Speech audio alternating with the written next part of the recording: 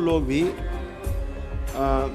यात्रा करें तो ये नियम है जो लागू हैं। पहले घोषणा कर दें, हम ये घोषणा कर दें कि 11 मार्च को यहाँ से करौली से और काशी तक की जो पद यात्रा है उसमें कितने लोग चल रहे हैं? अच्छा, सब चल रहे हैं। अच्छा ठीक। हरिहर हरिहर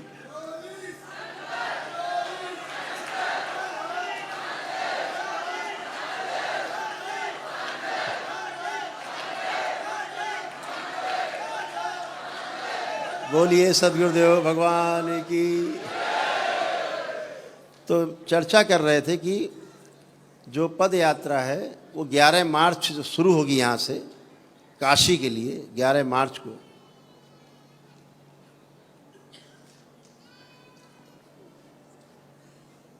उसमें नंदी भगवान भी यहीं पे बनते हुए मिलेंगे। अभी उनकी मूर्ति तैयार हो रही है बड़ी। ऐसे 7 फीट चौड़े हैं, मतलब लंबे हैं 7 फीट, और उनकी जो ऊंचाई है वो 3.5 फीट है। ऐसे चांदी के 501 किलो चांदी के नंदी बाबा तैयार हो रहे हैं।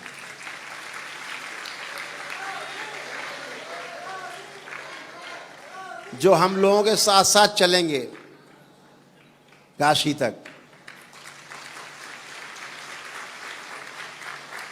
तो नंदी बाबा रास्ता दिखाते हुए हम लोग चलेंगे, उत्साह बढ़ाते हुए।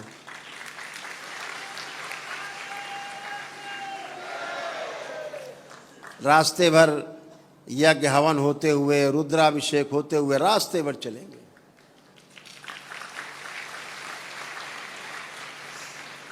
छोटे छोटे बच्चे तैयार हैं चलने के लिए, हम भी चलेंगे।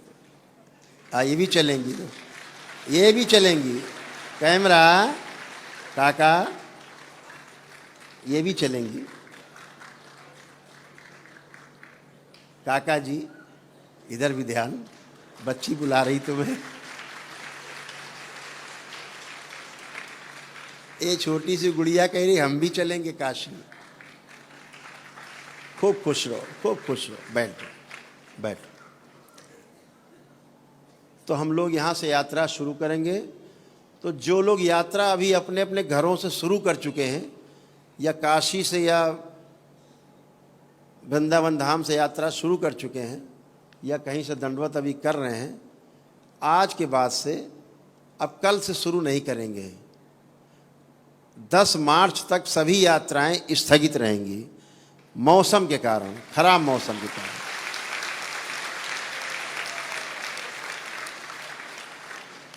अब यात्रा का शुभारंभ होगा 11 मार्च को ग्राम करौली से, करौली शंकर महादेव धाम से काशी विश्वनाथ धाम तक।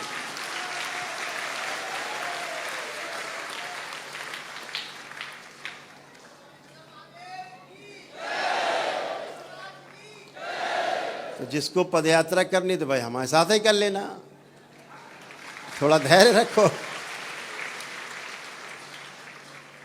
जो कर चुके हो दोहरा लेना। और मजबूत। हमें तो पता है, हमने तो 10,000 की घोषणा की। हमें पता है वो 25, 30, 40, 50 हज़ार भी हो सकते हैं।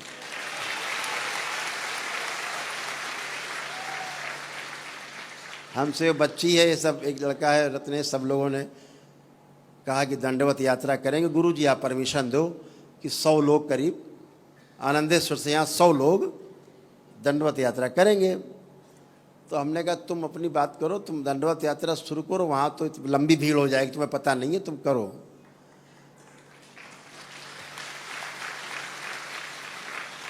तो इन बच्चों ने वहाँ जाके 100-150 हमारे दंडवत यात्री ये लिख करके और हमारे कमिश्नर साहब को लिख के दिया है परमिशन। तो हमने पढ़ा तो हमने माथा ठोक लिया, हमने 100-150 का ही लिखे। सही सही लिख देते। अब अगले दिन फोन आ रहा, गुरुजी अब तो 200 हो गए। उसके अगले दिन फोन है, गुरुजी अब तो 300 हो गए। फिर फोन आया अगले दिन, गुरुजी अब 400 हो गए। अब गुरुजी 500 हो गए, अब गुरुजी 600 हो गए, अब हम क्या करेंगे? हमने कहा भाई तुम कर रहे हो क्या?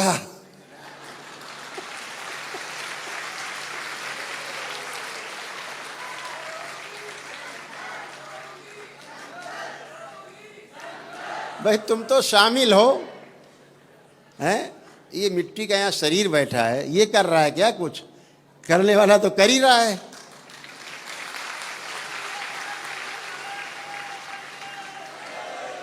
अब अगर हम मान लें कि हम कर रहे हैं तब तो हो गया नरक,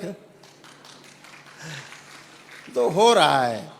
तो हमने कहा सवेरे 5 बजे फोन आ गया, हम तो जग ही रहे थे, हम तो जगते ही रहते हैं।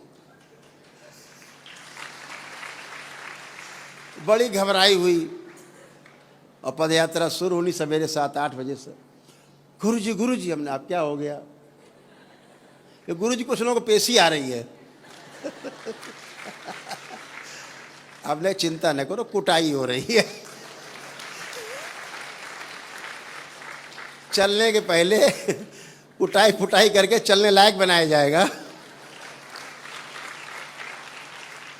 अरे चलो सब लोग आंखें बंद करो, खैर कुटाई पिटाई बंद। हमने कहा चलने दो भाई। अब कैसे संभलेगा गुरुजी सभी? हमने कहा तुम भाई तुम यात्रा में शामिल हो जाओ, पीछे रहो सबसे। तुम तो ऐसे लग रहा है कि तुम्ही को सबको लाद के चलना है। तो हमने इसको ढांढस बंधाया। अरे तुम डरो नहीं, ये तो बाबा माँ की माया है, भोलेनाथ की माया है, ये तो है ना, माया है। और मंदिरों के हाल तो इतने अच्छे हैं आजकल। ये बेचारी ने वहाँ महंत जी उनसे कहा हमें ऐसा हाल मिल जाए जहाँ लोग रात में रुक सके आने वाले, सवेरे तो यात्रा ही है। उनका हाँ। अब अगले दिन का भैया हाल तो नहीं दे पाएंगे हम। सोचो, भोलेनाथ का स्थान, ऐसा लग रहा है उनके पिताजी का स्थान है ना भ्रम? अरे भोलेनाथ की जगह नहीं मिलेगी, भोलेनाथ के हृदय में जगह नहीं मिलेगी, कहाँ मिलेगी? कहाँ जाओगे इतना पाप लाद के जो उनके भक्तों को जगह नहीं मिलेगी? फिर बेचारी ने इसलिए लग के अपना अलग एक व्यवस्था की आप लोगों के लिए। फ़ोन आया कि हाँ गुरुदेव हो गया। हमने कहा रुको, अच्छा फिर आगे हम व्यवस्था सब करते हैं। हम समझ गए तो बहुत परेशान, गला अलग बैठ गया। तो फिर आगे दरबार ने हमने लगा के व्यवस्था कराई। अगली बार से जब भी दंडवत यात्रा होंगी तो रास्ते में कम से कम 20 ऐसे स्टॉल होंगे जहाँ जगह जगह दंडवत यात्रियों के लिए खाने पीने का, पानी का, फल फ्रूट का, जूस का इंतजाम हो।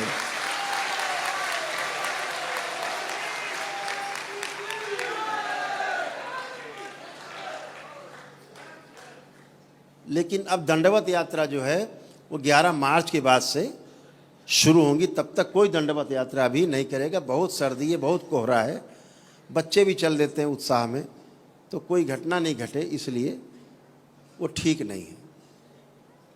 कोहरे में जब ये एक भक्त थे, उसके पैर पे किसी की मोटरसाइकिल का पहिया चढ़ गया था।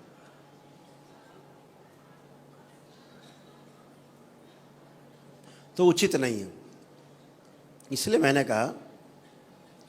और दूसरी बात, महीने में 2 दिन दंडवत यात्रा हुआ करेगी।